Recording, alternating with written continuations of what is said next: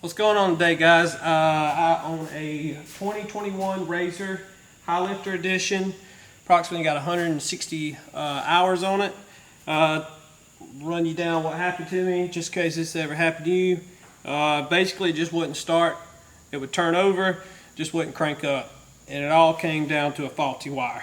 And I'm going to kind of tell you a lengthy story so you can kind of see where I started, so you can check all these things, because it also could be everything that I checked today. But of course, it's the last thing I checked. Been working on about 7 hours. So yesterday, driving, just filled up full of gas, headed down the road about 2 miles away, shut off.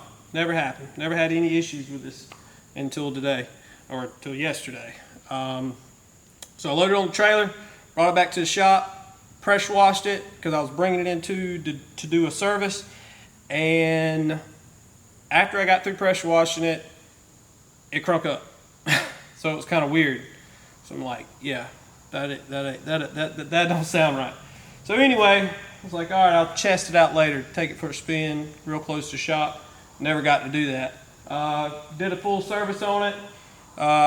Left, came back around 12 o'clock today. Was gonna take it for a spin, wouldn't crank. So I've been at it ever since. So first thing I did, I started out with the fuses. I made sure all the fuses were good. Next thing I went to is the ground. Made sure my ground was good on my battery, and also all the grounds that is on the frame in the engine bay that connects to all the electrical components in the engine bay, so forth. Alright, so the next thing I did was the crankshaft positioning sensor. So I did that test. If you do not know the power wire input, because it's the 3-prong instead of a 2-prong, 3-prong, it brings in power and ground. And then, of course, the crankshaft positioning sensor sends a trigger to the ECM. So the voltage for that should be 2.5 volts is what that should receive. And of course it should send it back. That checked out. I checked the resistance actually for the CPS, and it checked out also. And the resistance should be 1,000 ohms, plus or minus 10%, and that checked out. If you don't know how to do that, you can download the service manual. If you don't have it, send me a message. I can send you a copy of it for a PDF file for free. Save you 80 bucks. So anyway, went through that test. Everything checked out. You're just going to jump from pin 2 to 3 for the So you want to check pin 2 and pin 3 on the CPS, and it should read out 1,000 ohms, in which it did. So then I went to the trigger.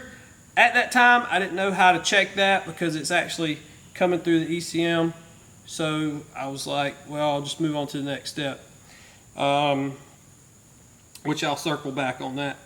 Fuel, I made sure that I had plenty of pressure. The reason I went to fuel next is because I didn't know where else to go. So I started with fuel because I filled up right afterward. 2 miles down the road, it died. So I said, must be bad gas. Wasn't bad gas. Checked the gas, seemed to be fine. I poured 2 in 2 different clear containers, and I looked at it and set it, and it seemed to be fine. Checked the pressure on the fuel rail. It came out to be 60 when you first initially turn on the RZR, and it pumped up to 60 and then dropped to 58. And 58 plus or minus is what the service manual says. Coil, started checking the coil. What I did first was take a spark plug, put it on the end of the boot cover, wasn't getting spark. So I knew right then and there I had a spark issue. You know, I didn't have no fire. So tore all that apart, made sure my ground was good there. It was. Then I checked the resistance, and you can also get that off the service manual. It just shows you a test. You want to test between 1 and 2.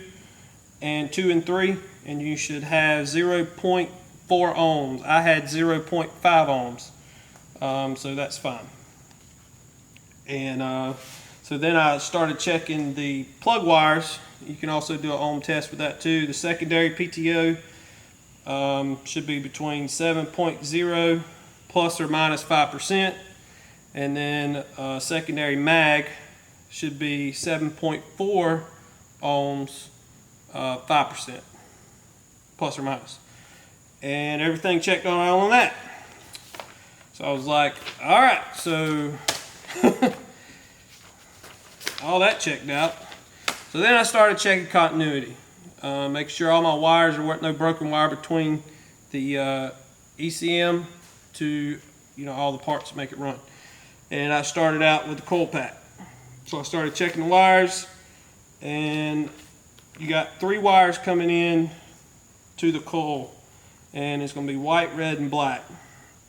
Red's going to bring in your 12 volt, which is going to be pin 2.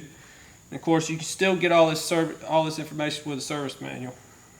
Very cut and dry and clean, easy to kind of understand. Wire and harness diagram, you just have to go to that plug and see where it goes, and that's what I did. I went to the ECM, and I unplugged the ECM, and I started getting the plugs and checking continuity on both sides. The coil checked out, and if you're curious, the black wire would be pin 254, and the white will be 256. I didn't write down the red. Of course, you can go back to the service manual and you'll see it. And all you do is on the plug, they say pin 254, but it's the last 2 digits in the pin. I'll explain that in a minute. I'll show you where I'm at with that. So all that checked out. So then I was like, well, I'm gonna go back to the source of what the code was bringing up. So I started checking the continuity on the CPS. Check the first wire, which would be the trigger wire, which I was saying I didn't know how to test at that point, so I checked the continuity. I couldn't test it actually sending a signal to the ECM because it wouldn't run. So I checked the continuity, and of course when I checked the continuity there, it did not come up. So I was like, must have a break. So started looking around the vehicle. They're all in wire looms, of course, so I started pulling the wires, and of course I had it hooked up just like it is now, and I'll show you exactly what I've done.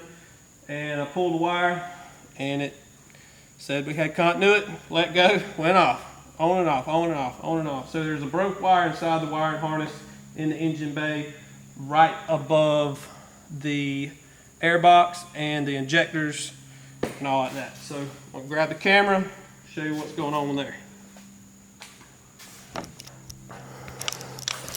All right, sorry for shakiness.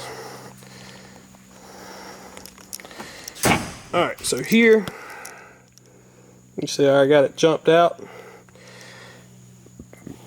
Got my meter there. And by the way, this is plug 13, and that's 4. So you want to pull 13. It's code 13 actually, and it's actually just kind of odd because it's pin 13. So I came over here.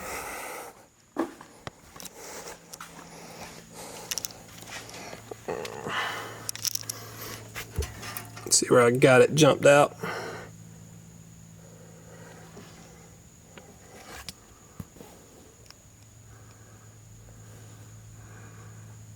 Got it jumped out there.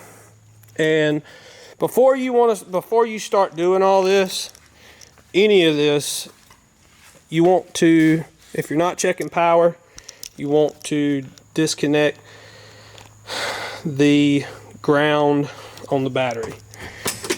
And I always switch on the vehicle, make sure there ain't no voltage in the line or anything like that. I don't know if that matters, but I do it anyway just because I don't want to fry anything. So it's hooked up, meter set on continuity. I can show you exactly what it done. Give me 1 second. Alright, so here's the wiring harness. Here's the belt box. If you just pull right there, so it tells you there's a broken wire inside here.